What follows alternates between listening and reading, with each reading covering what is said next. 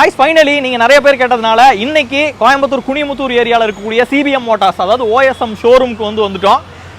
நம்ம எல்லா பிராண்ட்லயுமே electric passenger auto வந்து காட்டியிருக்கோம். இன்னைக்கு ஓஎஸ்எம்ல இருந்து ஒரு சிறப்பான இப்போ ரீசெண்டாக அப்டேட் ஆன ஸ்ட்ரீம் A85ன்னு சொல்லக்கூடிய ஒரு ஹை ரேஞ்ச் மாடல் ஆட்டோ வந்து என் பக்கத்தில் இருக்கு. இந்த வண்டி வந்து உண்மையாலுமே எவ்வளோ கிலோமீட்டர்ஸ் ரேஞ்ச் கொடுக்குது அப்படின்றத நம்ம செக் பண்ண போகிறோம். அது மட்டும் இல்லாமல் இந்த வண்டி என்ன காஸ்ட் வருது, என்ன டவுன் பேமெண்ட் பண்ண வேண்டியிருக்கும், ஒரு ஷேர் ஆட்டோ மாதிரி ஓட்டுறதுக்கு இந்த ஆட்டோ வந்து ஒர்த்தான ஆட்டோவாக இருக்குமா, இந்த எல்லா தகவலும் உங்களுக்கு கிடைக்க போகுது. ஒரே வீடியோவில் தெளிவாக உங்களுக்கு இந்த வீடியோவில் இந்த ஆட்டோவை பற்றி நீங்கள் தெரிஞ்சுக்க போகிறீங்க. வாங்க வீடியோக்குள்ளே போகலாம். அப்படியே ஃப்ரண்ட்லேருந்து நம்ம பார்த்தோன்னு வச்சுக்கோங்களேன், ஆஸ் யூஷுவல் வண்டி பாடி ஃபுல்லாகவே வந்து ஸ்டீலில் கொடுத்துருக்காங்க. மேலே மட்டும் சாஃப்ட் ரூஃப் டாப் இருக்க மாதிரி கொடுத்துருக்காங்க. ஒரு சிங்கிள் வைப்பர் வந்து வருது. ரெண்டு சைடும் வந்து வெளியே எக்ஸ்டெண்ட் ஆகியிருக்க மாதிரி ரியர் வியூ மிரர் வந்து பார்க்க முடியும். முன்னாடி ஹாலஜனில் லைட்ஸ் கொடுத்துருக்காங்க. டர்ன் சிக்னல்லாம் ஹாலஜன் தான். இந்த முன்னாடி இருக்கக்கூடிய மட்கார்டு வந்து ஃபைபரில் நல்லா பெருசாக இருக்க மாதிரி கொடுத்துருக்காங்க. ஸோ ஃப்ரண்ட்டில் கொடுத்துருக்கூடிய டயர் அப்படின்னு பார்த்தீங்கன்னா ஒரு 4.5 இன்ச் வித்து, அதே மாதிரி 10 இன்ச் ரிம் சைஸ் வர மாதிரி சிங்கிள் சைடில் ஷாக் அப்சர்வர் இருக்க மாதிரி இந்த வீலை வந்து கொடுத்துருப்பாங்க. ஃப்ரண்ட்லேயும் சரி பேக்லேயும் சரி ட்ரம் பிரேக் தான் வந்து கொடுத்துருக்காங்க. இப்போ இந்த சைடு வந்தீங்கன்னு வச்சுக்கோங்களேன், டிரைவரோட ஸ்பேசிங்கில் இருந்தே நம்ம ஆரம்பிக்கலாம்.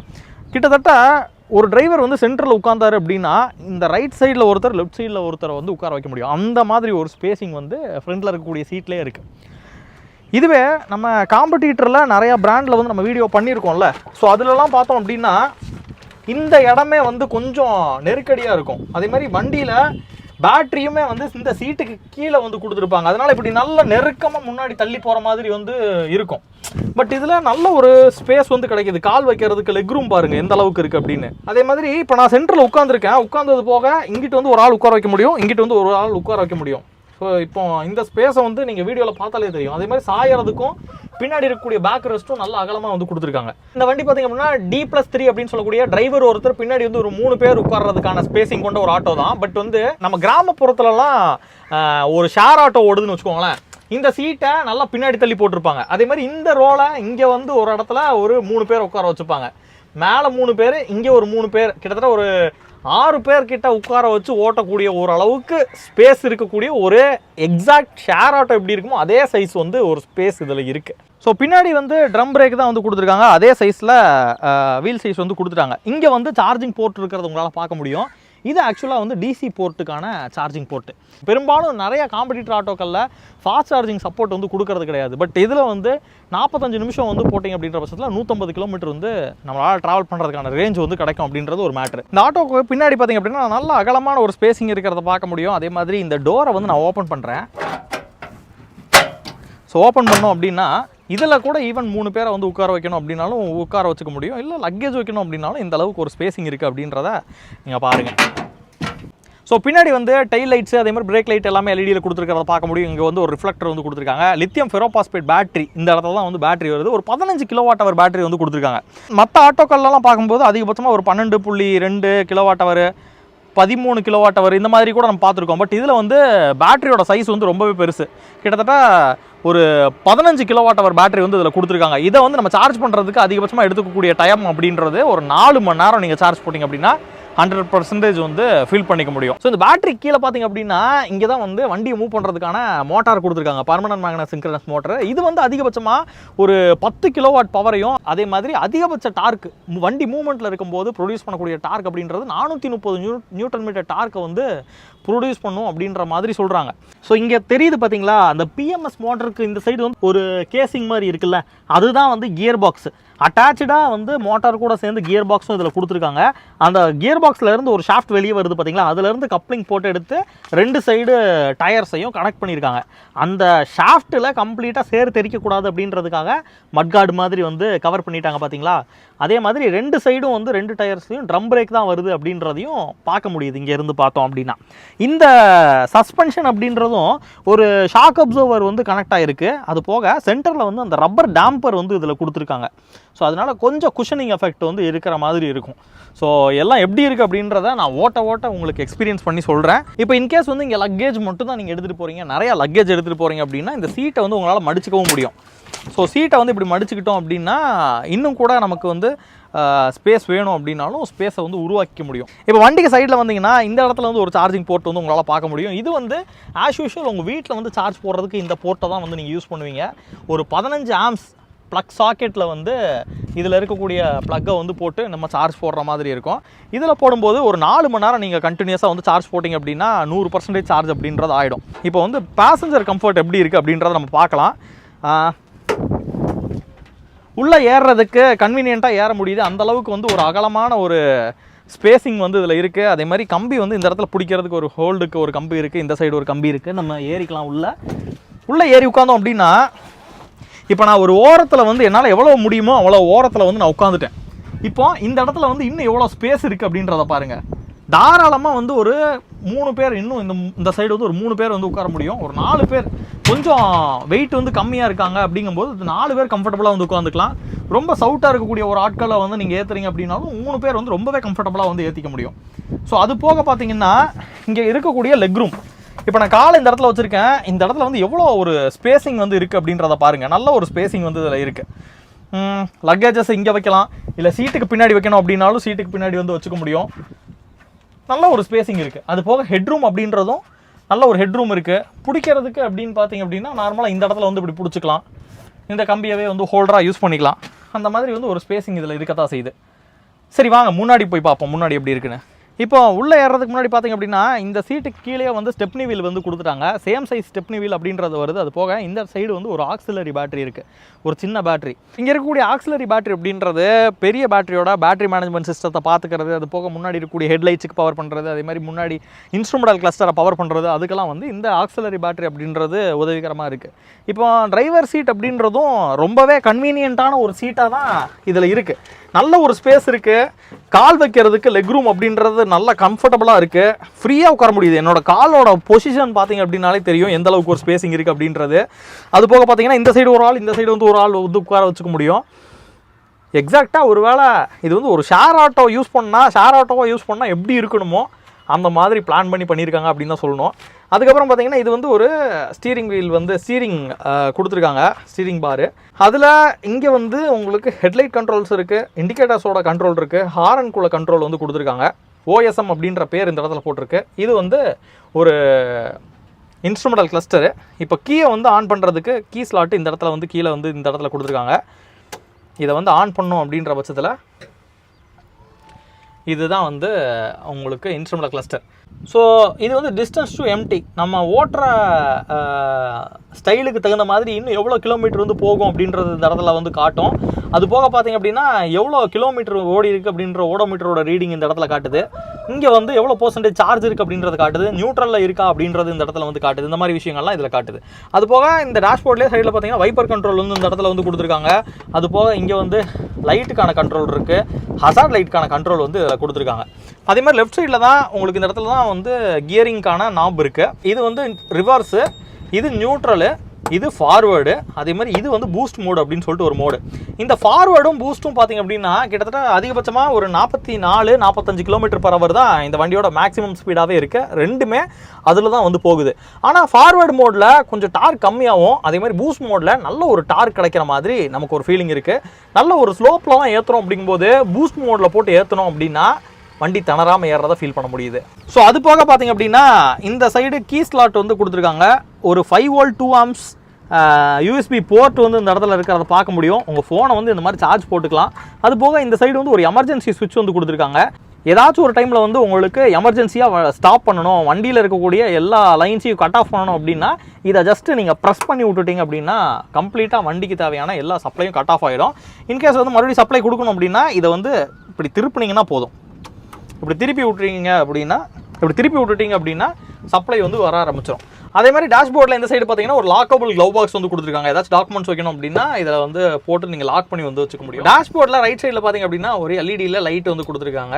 நம்ம வந்து ஆக்சிலரேட்டரை வந்து விட்டுட்டோம் அப்படின்னாலே வண்டி வர்ற மொமெண்டமுக்கே ரீஜென்ரேஷன் ரிவர்ஸ் சார்ஜிங் அப்படின்றது ஏற ஆரம்பிச்சிருது.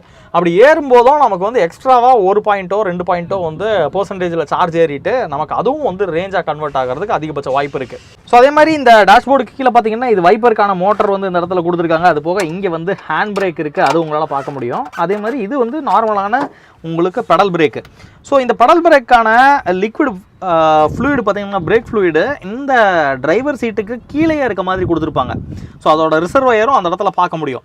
ஸோ இது வந்து ஒரு பெரிய அட்வான்டேஜ். ஏன்னா இப்போ வந்து இங்கே ஒரு சில ஆட்டோக்களில் வந்து கொடுத்துருப்பாங்க, அது கால் எடுத்து போடும்போது அதில் அடிப்படுது, உடையுது, கம்ப்ளைண்ட் ஆகுது அப்படின்ற மாதிரி நிறையா நம்ம கேட்டிருப்போம் ஃபீட்பேக். பட் இந்த மாதிரி சீட்டுக்கு கீழே வச்சுருக்கிறதுனால அதில் எந்த ஒரு பெரிய எஃபெக்டும் ஆகாது. ஸோ மொத்தத்தில் இங்கேருந்து பார்த்தோன்னு வச்சுக்கோங்களேன், 175 கிரவுண்ட் கிளியரன்ஸ் இருக்கிறதுனால நல்ல ஒரு கிரவுண்ட் கிளியரன்ஸ் இருக்கிறதையும் நம்மளால் ஃபீல் பண்ண முடியுது. நல்ல அகலமான ஒரு வீல் பேஸு, நீளமான ஒரு ஆட்டோவாக இது இருக்குது. அதனால தான் வந்து பின்னாடி உட்கார்றதுக்கும் ஸ்பேஸிங் அவ்வளோ தூரம் வந்து இந்த ஆட்டோவில் கொடுக்க முடியுது. இப்போ இந்த ஆட்டோ வந்து வாங்கணும் அப்படின்னா எவ்வளோ காஸ்ட் வருது? கிட்டத்தட்ட ஒரு 5,27,000 ரூபா பட்ஜெட் வந்து வருது.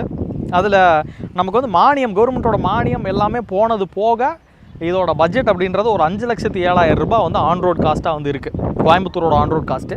இன்கேஸ் வந்து இந்த டவுன் பேமெண்ட் நீங்கள் பண்ணுற மாதிரி இருந்ததுன்னா ஒரு 50,000 ரூபா கட்டுறீங்க அப்படின்ற பட்சத்தில் உங்களுக்கு இந்த ஆட்டோ வந்து எடுத்துக்க முடியும். கைஸ், இன்றைக்கி வந்து 2வது நாள் இந்த ஸ்ட்ரீம் A85 அப்படின்ற ஆட்டோவை எடுத்துக்கிட்டு ரியலாக எவ்வளோ ரேஞ்ச் கொடுக்க போகுது அப்படின்றத டெஸ்ட் பண்ண போகிறோம். அதுக்கு வந்து கேமராமேன் ஒருத்தர், அது போக நாங்கள் 3 பேர் வந்திருக்கோம். டிரைவர் ப்ளஸ் 3 4 பேர் இந்த ஆட்டோவில் ட்ராவல் பண்ண போகிறோம். இப்போ நான் வந்து ஒரு 85 கிலோ இருக்கேன். சார் நீங்கள் எவ்வளோ? 96 கிலோ இருக்கிறேங்க. ஓகே ப்ரோ, நீங்கள்? நான் ஒரு 75 kg இருக்கேன். ஓகே. ஸோ இப்போ பார்த்தீங்கன்னா நான் ஒரு 85 கிலோ, அதுக்கப்புறம் சார் ஒரு 96 கிலோ, அதுக்கப்புறம் வந்து ப்ரோ ஒரு 75 கிலோ ப்ளஸ் வந்து ஒரு 68 கிலோ. கேமராமேன் வந்து ஒரு 68 கிலோ இருக்கார். டோட்டலாக பார்க்கும்போது 324 வந்து வருது. அப்போது இந்த ஆட்டோவில் நாங்கள் 324 கிலோ வந்து ட்ராவல் பண்ண போகிறோம். ரியல் டைமில் என்ன ரேஞ்ச் கிடைக்குது அப்படின்றத எக்ஸாக்டாக உங்களுக்கு சொல்லணும் அப்படின்றதுக்காண்டி மேக்ஸிமம் இப்போ 100% வந்து சார்ஜ் வச்சுருக்கோம். கைஸ், இப்போ வந்து நான் சாவி ஆன் பண்ணுறேன். எக்ஸாக்டாக ஓடோமீட்டரோட ரீடிங் வந்து உங்களுக்கு நான் காட்டுறேன். 100% வந்து நமக்கு சார்ஜ் இருக்குது. அதே மாதிரி 104 கிலோமீட்டர் வந்து ஓடோமீட்டரோட ரீடிங் இருக்குது. இதை வந்து ட்ரைன் மேக்ஸிமம் எவ்வளோ ட்ரைன் பண்ண முடியுமோ ட்ரைன் பண்ணிவிட்டு எவ்வளோ ரேஞ்ச் கிடைக்குது அப்படின்றத உங்களுக்காக நான் சொல்கிறேன். வாங்க வீடியோக்குள்ளே போகலாம்.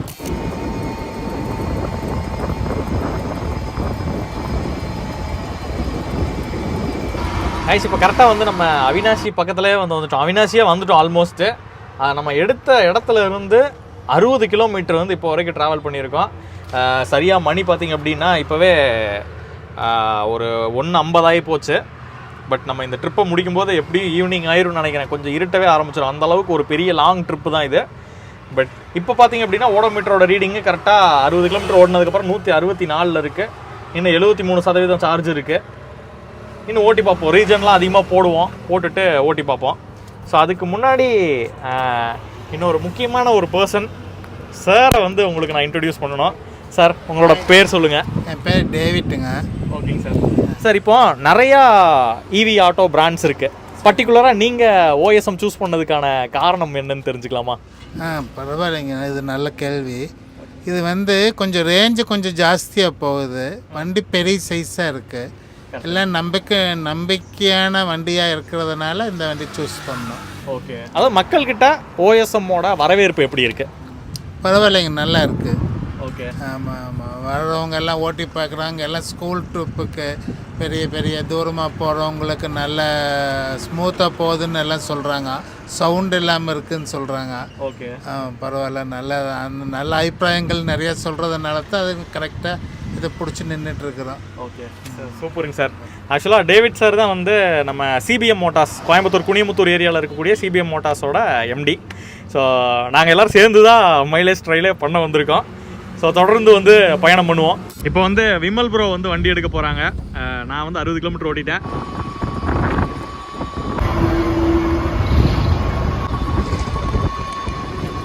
கைஸ், கரெக்டாக இப்போ வந்து நம்ம விஜயமங்கலம் டோல் பிளாசாவில் யூட்டர்ன் வந்து அடிக்க போகிறோம். ஏன் அப்படின்னா ரிமைனிங் 56% தான் வந்து சார்ஜ் இருக்குது.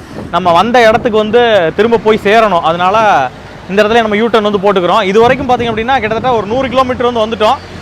ரிமைனிங் வந்து நம்ம ஆரம்பித்த இடத்துக்கே போயிட்டு எவ்வளோ சார்ஜ் வந்து இருக்குது ரிமைனிங்கு, அது போக நம்ம வந்து செலவு பண்ண சார்ஜ் பர்சன்டேஜுக்கு எவ்வளோ ரேஞ்ச் கிடச்சிருக்கு அப்படின்றத சொல்கிறேன். ஸோ இந்த இடத்துல பின்னாடி பார்க்க முடியும். கரெக்டாக டோல் பிளாசாக்கு முன்னாடியே தான் நம்ம நின்றுட்டுருக்கோம். யூட்டர்ன் போட்டு நிற்கிறோம். சரி, வாங்க போவோம் மறுபடியும்.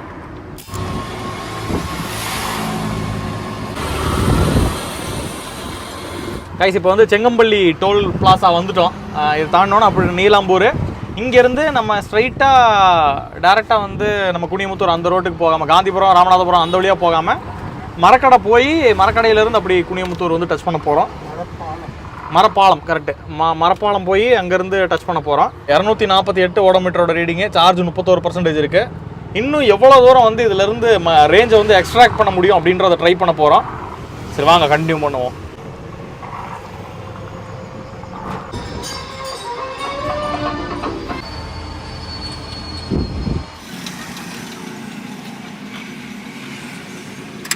இந்த நெடுதூர பயணத்துக்கு அப்புறம் ஃபைனலாக நம்ம வந்து லொக்கேஷனை வந்து சேர்ந்துட்டோம்.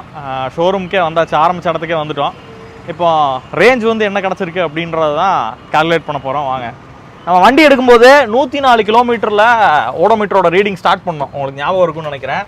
இப்போ வந்து ஓடோமீட்டரோட ரீடிங் பார்த்திங்க அப்படின்னா 290 அப்படின்னு இருக்குது. ஸோ நான் என்ன பண்ணுறேன் அப்படின்னா 104 மைனஸ் 290 போடுறேன். கரெக்டாக 186 கிலோமீட்டர் வந்து ஓடி இருக்கு. இப்போ ரிமைனிங் வந்து சார்ஜ் எவ்வளோ பர்சன்டேஜ் இருக்குன்னு பார்த்தீங்கன்னா 14% வந்துருக்கு. அப்போது 14 போச்சு அப்படின்னா 86% சார்ஜை வந்து நம்ம காலி பண்ணியிருக்கோம். டிவைடட் பை 86 போடுறேன். போட்டேன் அப்படின்னா 2.16 அப்படின்றது தான். அதாவது 1% சார்ஜுக்கு 2 கிலோமீட்டரும் 160 மீட்டரும் வந்து ட்ராவல் பண்ண முடியுது.